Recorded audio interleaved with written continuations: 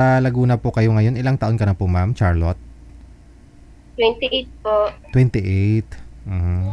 So, ano pong pinagkakabalahan mo po dyan sa Laguna? Trabaho po. Ano pong trabaho mo? Sa bahay lang po. Okay.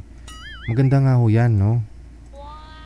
Stepping stone mo yan para humarating mo yung pangarap mo, di ba? Makapunta ka ng US, makahanap ka po ng Amerikano doon. May dati po ba kayong asawa? Meron po akong asawa dati po. Aha, ilan po anak ninyo? 3 po. Ilang taon na pong panganay? 8 taon po. 8. Tapos so yung pangalawa, 6 na taon po. yung bunso. 4 na taon po ang bunso. Saan ho tatay nila, ma'am? Wala na po. Wala. Nag-asawa ng iba. Kala ko byuda ka na. Nag-asawa na po siya ng iba. Ilang years na po kayong hiwalay? 4 na taon po. 4 na taon. 4 years old din po itong bunso mo, no? Buntis ka pa or kakapanganak mo pa lang ho sa bunso? Naghiwalay na kayo? Kahiwalay po. Tapos nagpagbalikan ulit. Nagdagdagan po. Nadagdagan. Hiwalay na kayo tapos bumalik siya. Nagsama po kayo ulit tapos nabuntis ka ng pangatlo. Tapos umalis na naman siya. Opo. Namit gid. Ano pong province niyo, ma'am? Po? Province po, ano pong original na hometown mo? Ano po? Kabunti, Laguna po. Okay. Diyan din po sa Laguna pala. Okay. Yung mga anak niyo ho ngayon saan? Sino pong kasakasama? Sila mama po. Inaalagaan po nila. Okay. Sa 28 years old, ano pong goal mo na gusto mong marating sa buhay? Pinapangarap mo na gumaan ang buhay mo. Ano pong gusto mo paglaki mo? Paglaki ko po, malaki na po ako ngayon. Kala ko maliit pa. Ano pong pangarap mo na gusto mong abutin? Gusto ko lang po makaaral lang po mga anak ko, ganun po. Kala ko makapag-asawa ka. Okay. Medyo madugo-dugo pa, no? Kasi nga ho, panganay mo, ilang taon pa lang po pala, no? 4 years old din po yung bunso. Ngayon, namamasukan po kayo dyan.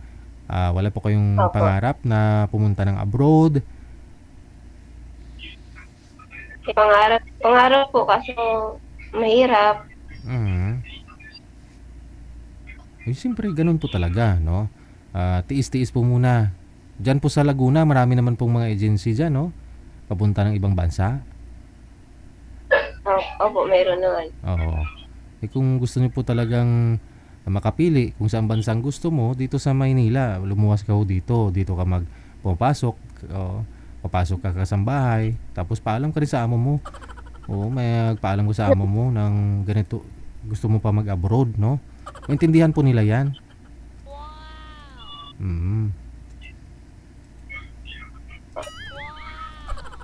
Siyempre, yung mga tatay, yung asawa niyo po ba, kasal po kayo? Yung tatay po ng mga anak mo? Hindi po kami kasali, but ano po kami. Inobligar niyo po siya ng sustento sa mga anak niya? Hindi na po nagbibigay eh. Sus. Kasi may kinakasama na po siyang bago, no? May trabaho na po ako, kaya ko naman.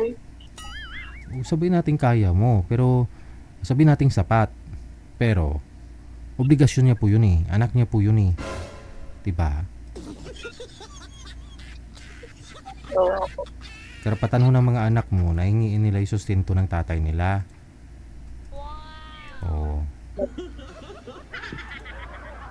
Sige, hahanap na lang tayo ng bagong tatay, no? Diyan lang po muna kayo, ha?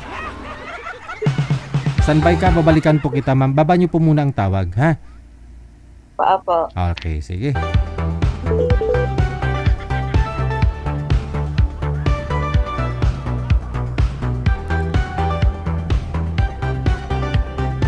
Sino po dito manager ang pwede niya makausap? Aha. Okay, si Naldo, no? Pangalan ni sir.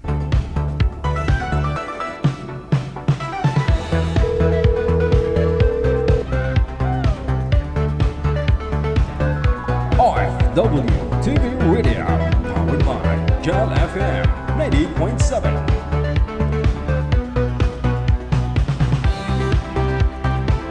Wanted Sweetheart. Wanted Sweetheart. Hindi po nila sinasagot manager. Ayun na si girl, no? Si boy po ang wala.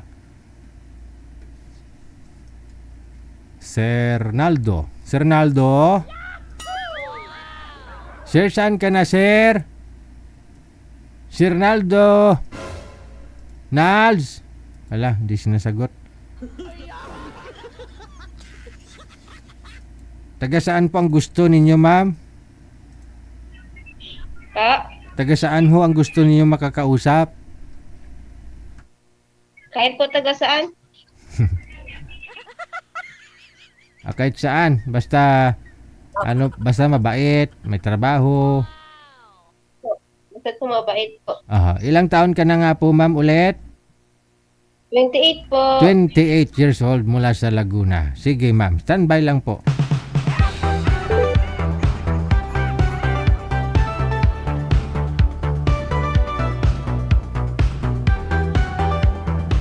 Umatras si sir? Ayun lang. Sige.